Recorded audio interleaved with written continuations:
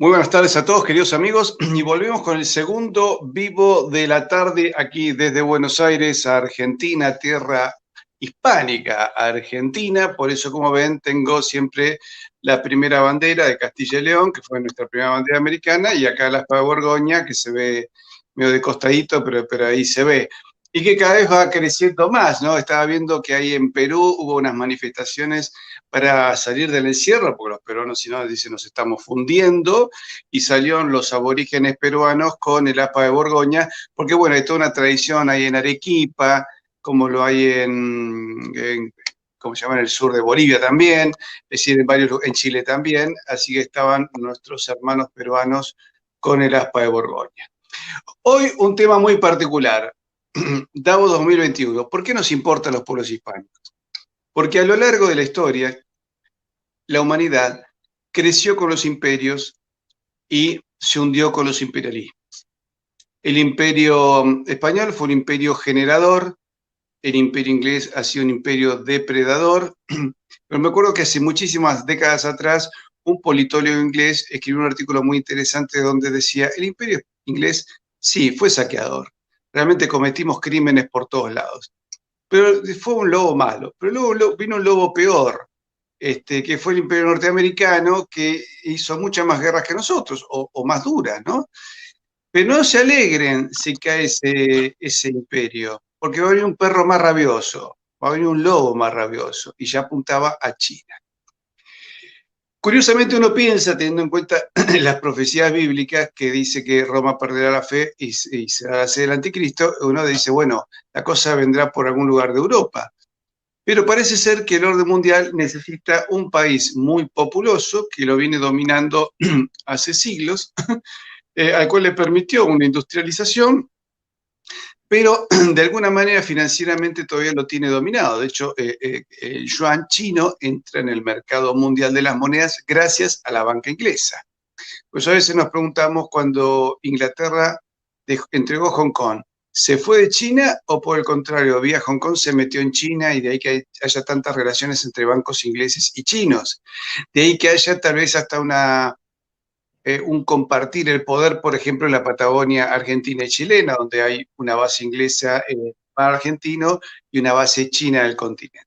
Bien, lo que vamos notando que el mundo se va poniendo cada vez más complicado, y hay una postura absolutamente globalista que tiene que ver con la idea de un gobierno mundial dominado por las tecnologías, una sociedad tipo Orwell 1984, donde la gente esté cada vez más hecha un zombie, cada vez razone menos, cada vez con más miedos, sean estos explicables o inexplicables. La gente vive hoy con mucho miedo y empieza a reducirse la población. Entonces, ¿eso que va a terminar? En una economía donde parece ser que las grandes corporaciones van a hacer este nuevo comunismo. El comunismo no va a estar en poder del Estado, sino en un grupo de corporaciones.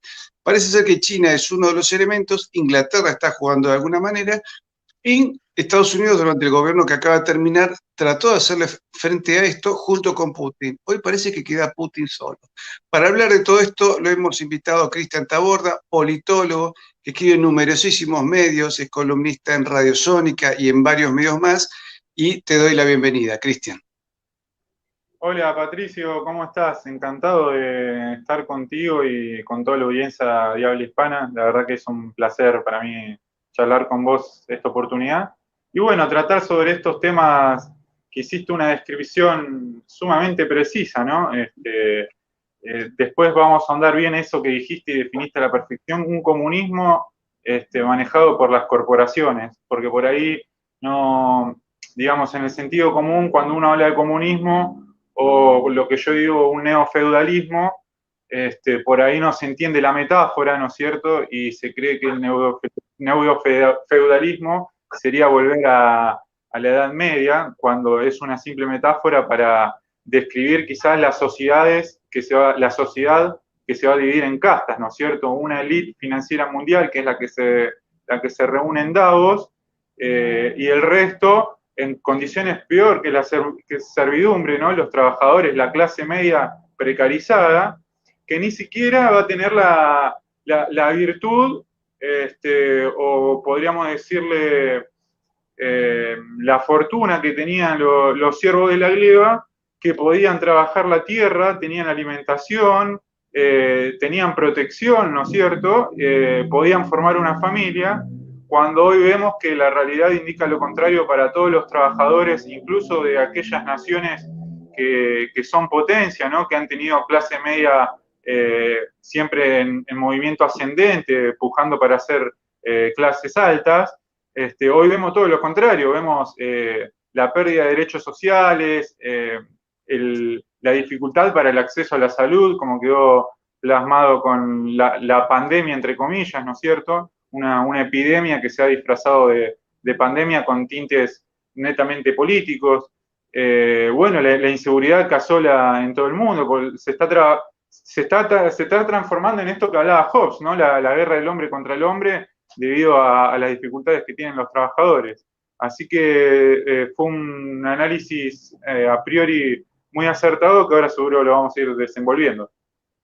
Bueno, yo lo que veo, que por más que se junten aquí en Davos, el mundo, fíjate cómo es la reunión en Davos, hasta con francotiradores para proteger a los participantes, ¿no?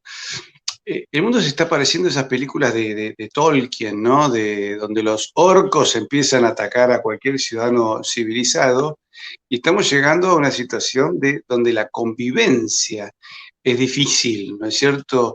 Y donde los gobiernos, además de concentrar poder, donde además van reduciendo las posibilidades de la gente. Ahora en Canadá están hablando de subir el impuesto del 50 al 75%, con lo cual ya la gente queda absolutamente esclavos.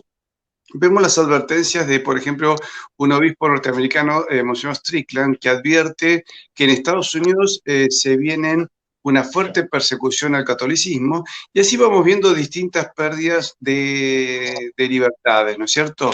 Ahora, ¿te parece que hablemos un poco sobre el discurso de Xi Jinping?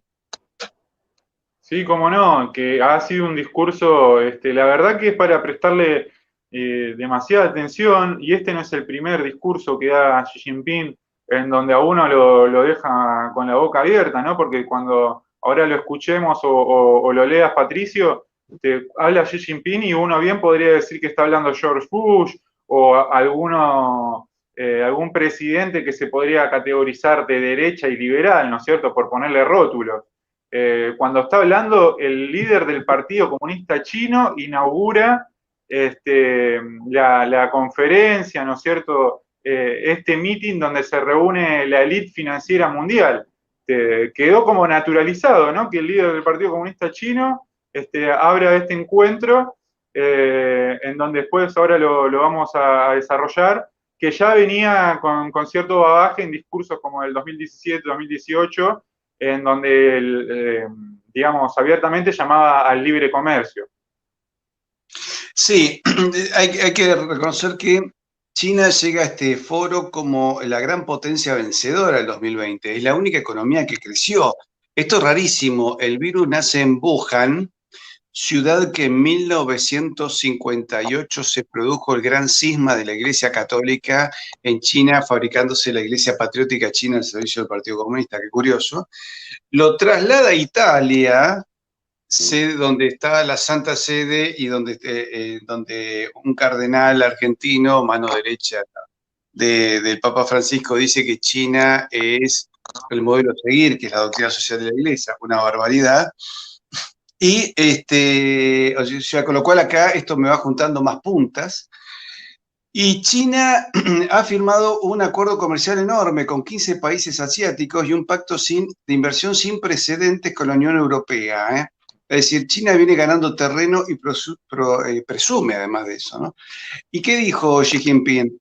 En China hemos conseguido erradicar la extrema pobreza y estamos siguiendo el camino hacia un país socialista moderno.